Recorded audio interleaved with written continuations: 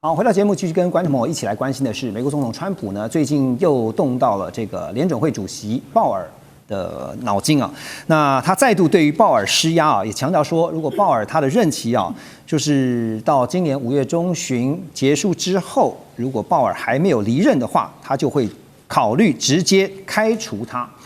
那川普呢，是向福斯新聞網啊，就是財經台做了以上的表示啊。他說他其實早就想這麼做了。而根據美國聯準會最新的報告顯示呢，在伊朗戰爭帶來新的不確定性啊，推升能源成本的同時，美國經濟活動確實出現惡化，物價整體來說呢維持溫和上漲，但是聯準會轄下12個地區的能源與燃料價格都大幅上揚，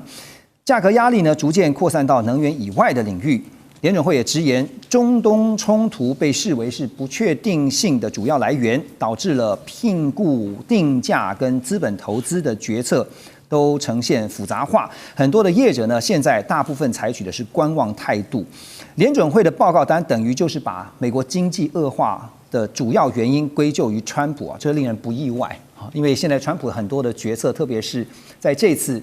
對於伊朗的軍事行動，確實影響很大。那接下來，川普似乎是想透過聯準會的操控，然後剛才我特別也聽到倩姐的分析啊，透過降息啊，透過一些相關的一些政策、財經的政策哈，似乎想要扳回一城，但是有這麼容易嗎？其實你們可以看看說，鮑爾為什麼有這麼強的底氣，不斷的接受壓力，他還是不動，巋然不動。因為鮑爾非常清楚知道，美國的這個美元體系完全是一個信任體系，它沒有一個實體的锚定物，已經非常多年了。那因為大家都似乎還接受美國是一個不會倒的國家，所以對於這個信任體系的一些不正常的作為呢，也做了某一種程度的容忍。現在如果他們開始受到政治的影響跟政治的指揮，那麼鮑爾所要捍衛的這個美元體系是攔不住的，是沒有辦法的。所以我相信鮑爾比誰都更清楚知道，就算是川普去威脅他說我要起訴你啊，我要去把你讓你灰頭土臉的下台，用各種的方式去威脅他的時候，他沒有聽美國政府的指揮，因為這個體系只是信任。就是一個信任，你只要把這個信任戳破了，就好像我們小時候看到那個荷蘭那個小男生在那個海堤旁邊，用他的手指頭去堵住那個洞，因為那個洞呢，他的手指頭不在那裡的話，水一進來，整個堤就會潰堤。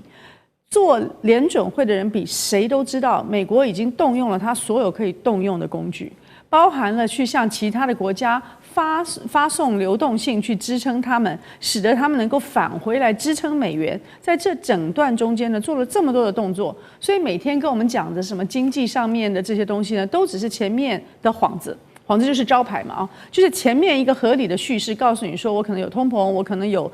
就業率的問題，但是事實上呢，是一個大的流動性，這個東西他們已經在盡量的去追了。剛才我講說，美國的 GDP 是30兆，全世界沒有那麼大的國家。可是你看看這 GDP 的它的真實的成分的話，你也会嚇一跳，包含了它的非常高的醫藥成本，都是在 GDP 裡面。它的醫藥成本越高，人民需要去花的那個健康所要支出的越多，就是他們越不健康的情況之下，美國的 GDP 是膨脹的，所以美國的 GDP 要拆開來看，因為它跟其他國家不一樣，所以鮑爾他們呢更清楚的知道，他們如果不捍衛美元的信任，那美國的美元體系就一定崩解，還不需要靠別的國家去做什麼替代體系啊，或者是電子支付啊，或者是本幣支付，都不需要。美元本身的信任是在最危險的狀態。我聽倩姐這樣分析哈，我剛剛就想到，那接下來渴望就是有望接任的 Walsh， 那如果他上任之後，不是美國就更不樂觀了？他上任之後呢，要看這個戰爭在什麼狀態，因為到目前為止還是勉強可以 hold 得住的。那等到他上任的時候，能不能 hold 住，就是要看時機了。OK， 好，現在大家都在看後續會如何發展，真的是變化非常的快速哈。但是目前這個僵持的美伊局勢會不會在短期有一個突破？如果沒有突破的話，會不會影響到5月14號跟15號這個川習會呢？現在這個變數怎麼看呢？美國貿易代表 Greer 他就表示說，目前這個預期川習會仍然會順利舉行，也預期呢這個川習會將會延長中美兩國經貿關係的穩定。他特別指出呢，美國一方面希望繼續從中方取得稀土跟關鍵礦物，另一方面呢，也希望確保中方向美方採購產品，包括農產品啦、飛機啊、醫療設備等等。同時呢，美方也準備向中方進口特定的產品。而中國大陸國家主席習近平，我們最近看到他接連安排了很多場重要的外事活動，從包括外長王毅訪問北韓，然後呢，習近平接見了越共總書記蘇林。那到5月中呢，這個俄羅斯總統普丁啊，預計要訪問中國大陸的相關規劃，目前至少已經接連舉行了5場的這個高層會晤啊，外交活動的頻率達到2024年7月以來的最高點。所以對比美中之間的外交議程啊，Ross 怎麼看這個川普這一次？接下來，我先問一下，你覺得5月14號、15號還是會如期舉行？像 Greer 講，不會受到這個中東局勢的影響？我過去一直說，一直到川普上飛機前，我不知道會不會舉行。前一天都可能有變數哈。一定是啦，對，不管是中東局勢，或者你剛剛提到這個聯準會主席的交接的問題啊，很多不同的因素會影響到川普到底會不會上飛機飛過去了，但是最關鍵應該是雙方能不能達成，就是有關在川普訪問中國的時候，能不能宣布中方是答應大量購買。那中美雙方各自希望在這一次第一次的川習會，希望能夠得到什麼樣的成果呢？對川普來說，對美國來說非常明顯是希望中方宣布我們要購買多少農產品或Boeing 的客機這個對川普來說非常非常簡單，所以連這個貿易代表他用順利等等的很正面的言辭來形容。但是最近美國財政部長也有公開說，中國是不可靠夥伴，對不對？他說 unreliable partner。所以這些人的川普的幕僚說法有一點點不同調。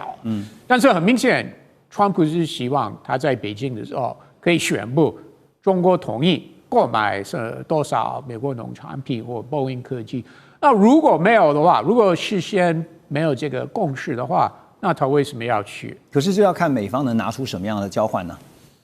交換了，對啊，為什麼要交換？那不是大家都在談嗎？如果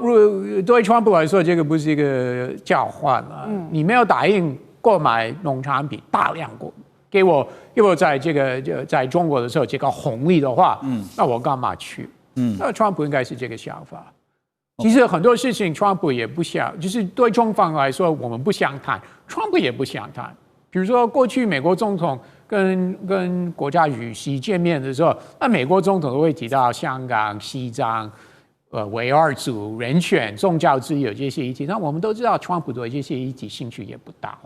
所以這次只要是川普到北京訪問，能夠拿回農產品跟波音的大單 ，Show me the money 就對了，交代了，对不對？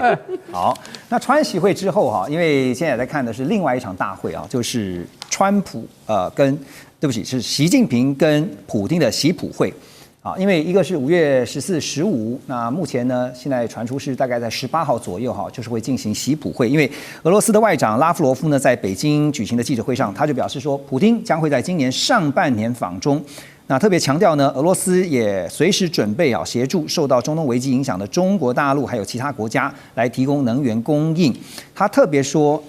俄中雙方呢擁有一切必要的手段，可以避免依賴美國透過中東衝突來擾亂全球能源市場的行為。目前呢，這個普丁訪中的時間大概是落在5月18號這一天呢。那緊接着，當然就是看到他是在川普之後。其實隔得非常的近啊。那特別提到能源部分啊，因為拉夫羅夫也特別強調說，現在中東的石油受阻哈，這個俄方可以盡力哈。這個普丁後面的盤算，您怎麼看，邱老師？這個日期5月18號，大家應該可以理解，就5月9號是俄羅斯的勝利日閱兵，所以這本來普丁就不會出門。那在完成這麼重大的國家慶典之後，第一站就是先到北京，我想這代表兩國之間真正關切而且認知的問題其實很一致，那不外乎就是中東的地緣政治的形勢以及能源的需求。那我想以普丁跟習近平的